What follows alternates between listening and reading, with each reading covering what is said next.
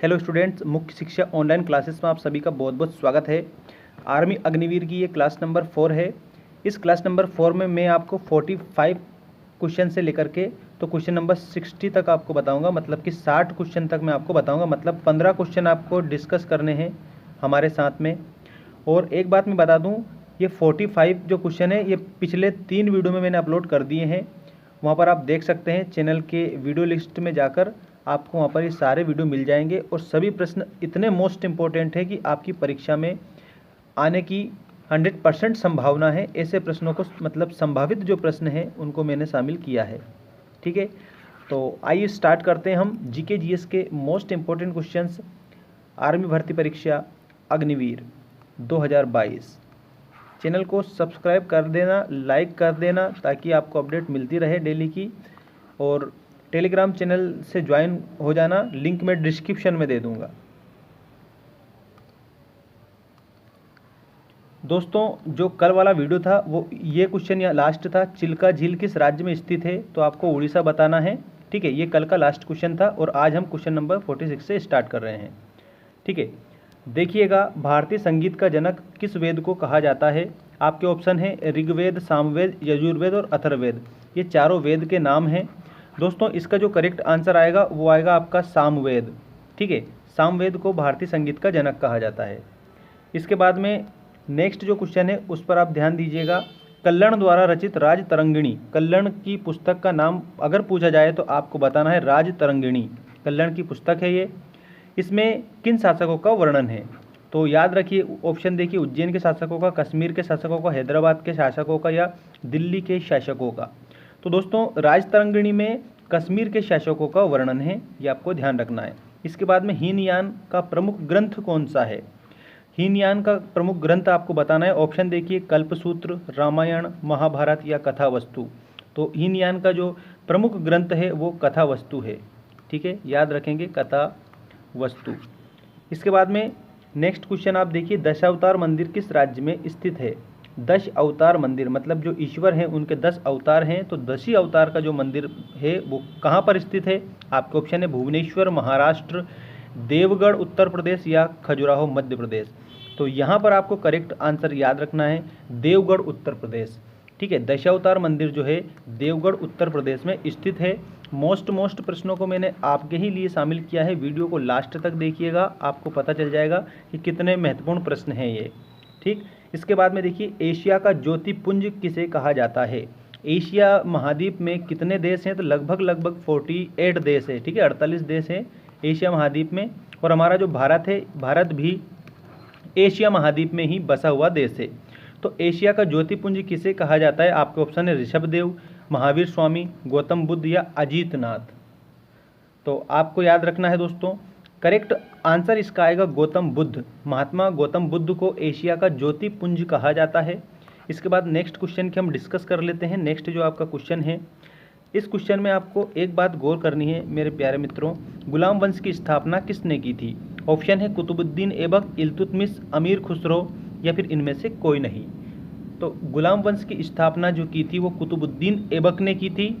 ये गुलाम वंश के संस्थापक के नाम से भी जाने जाते हैं।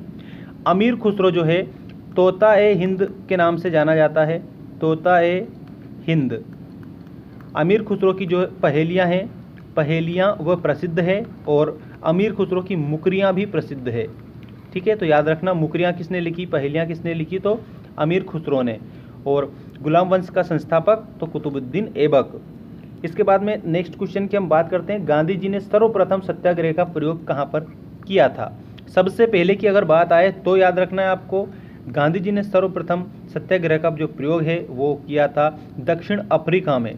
ठीक है, और उसके बाद में याद रखना एक प्रश्न और, गांधी जी ने भारत में सबसे पहले सत्याग्रह का प्रयोग कहाँ पर किया था?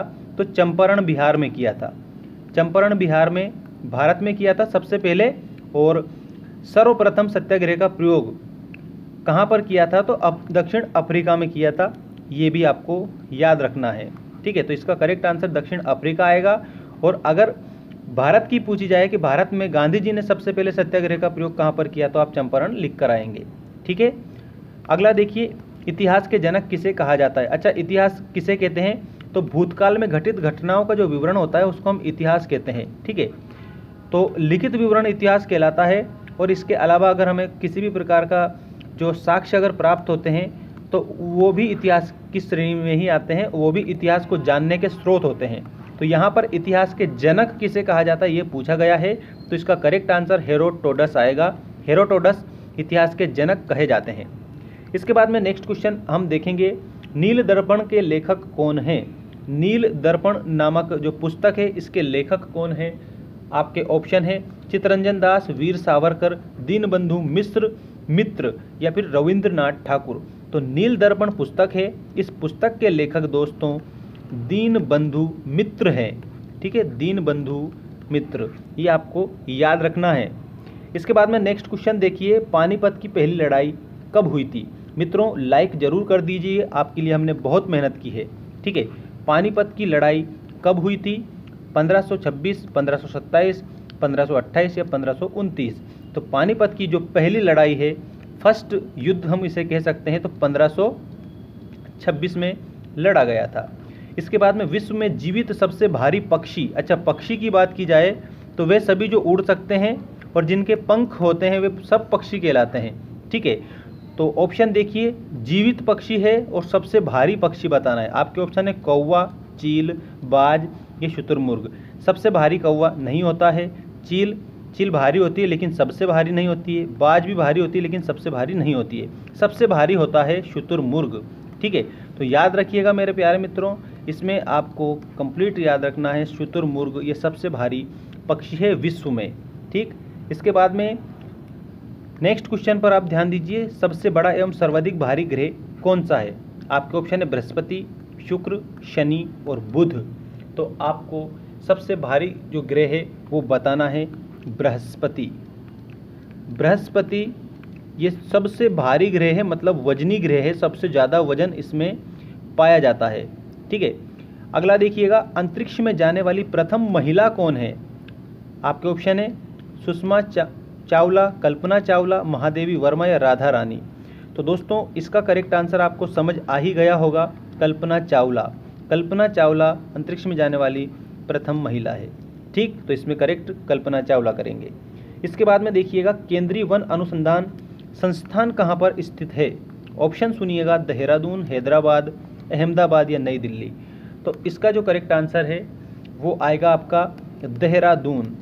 ठीक है, आपको मैं तुरंत आंसर इसलिए बता रहा हूँ ताकि आपको तुरंत याद रहे और आप इनको लिख लें, लिखकर याद कर लें, क्योंकि मोस्ट प्रश्न है आपकी डिफेंस एग्जाम के लिए, आपकी अग्निवीर भर्ती परीक्षा के लिए। ठीक है, तो यहाँ पर आपका जो करेक्ट आंसर आ रहा है ये करेक्ट आंसर है देहरादून। यहाँ पर केंद्रीय वन अनुसंधान संस्थान स्थित है। इसके बाद में नेक्स्ट क्वेश्चन देखिएगा, प्रथम दादा साहेब फाल्के पुरस्कार से सम्मानित किसे किया गया? सबसे पहले दादा साहब फाल्के पुरस्कार किसे मिला? ऑप्शन सुनिए, लता मंगेशकर, देविका रानी, रोरिक, पृथ्वीराज कपूर या नॉन ऑफ दिस, इनमें से कोई नहीं। तो इसमें आपको याद रखना है दोस्तों, दादा साहेब फाल्के पुरस्कार एक तो फिल्म जगत में दिया जाता है। ठीक है, याद रखिए, फिल्म जगत में दिया जाने वाला प्रसिद्ध पुरस्कार है ये। तो देविका रानी रोरिक को ये दिया गया था प्रथम दादा साहेब फाल्के पुरस्कार। ठीक, तो यहाँ पर option number 2 is the correct answer, यहाँ पर याद रखिएगा। इसके बाद में राष्ट्रपति बनने की आयु सीमा बताइए। ठीक, 30 साल, 35 साल, दोनों या इनमें से कोई नहीं। तो आपको याद रखना है कि राष्ट्रपति बनने की जो आयु होती है वो 35 साल, मतलब 35 वर्ष की उम्र का व्यक्ति राष्ट्रपति बन सकता है, अगर उसमें राष्ट्रपति की सभी योग्यताएं हैं। तो अगर मान लीजिए सभी योग्यताएं हैं तो वो राष्ट्रपति बन सकता है। भारत का प्रथम नागरिक कौन होता है? तो प्रथम नागरिक राष्ट्रपति होता है, ये भी आपको याद रखना है। ठीक है, भारत की कार्यपालिकी जो शक्ति है किसमें निहित होती है? तो वो भी राष्ट्रपति में निहित होती है। किसमें निहित होती है? राष्ट्रपति में।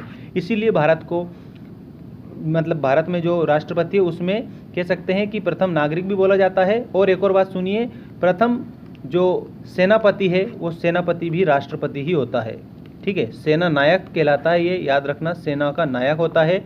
आपातकाल में निर्णय लेने का अधिकार किसे दिया गया है? तो राष्ट्रपति को आपातकाल में निर्णय लेने का अधिकार दिया गया है। राष्ट्रपति अगर मान लीजिए किसी भी कारण से कार्य नहीं कर रहा है या कुछ भी हो जाए तो आपको याद रखना है कि एक प्रक्रिया होती है जिसे महाभियोग बोला जाता है। महाभियोग। इस महाभियोग की प्रक्रिया के माध्यम से किसी को भी हटाया जा सकता है, तो राष्ट्रपति पर महाभियोग लगाकर उनको उनके पद से हटाया जा सकता है। ठीक है, तो आपकी अग्निवीर भर्ती परीक्षा के लिए डेली हमारे यहाँ पर क्लासेस स्टार्ट हो गई है। ये वीडियो नंबर 4 है। इसके पहले मैंने 1, 2 और 3 वीडियो में 45 क्वेश्चन डिस्कस कर लिए, एक ही वीडियो में 15 क्वेश्चन डिस्कस कर रहे हैं इसलिए। ठीक है, उसके बाद में कम से कम 100 क्वेश्चन डिस्कस करेंगे। जैसे ही बहुत सारी जो जनता है वो हमारे साथ जुड़ जाएगी, बहुत सारे स्टूडेंट हमारे साथ जुड़ जाएंगे, जो हमारे अग्निवीर भाई हैं वो सब जुड़ जाएंगे, तब आपको 100 क्वेश्चन एक ही दिन में देखने को मिलेंगे। और वो क्लास रहेगी आपकी लाइव क्लास, डेली लाइव रहेगी। आपको ये भी ध्यान रखना है, तो चैनल को सब्सक्राइब करें, अधिक से अधिक अपने दोस्तों के साथ शेयर करें। मिलते हैं नेक्स्ट वीडियो में। Thank you all of you.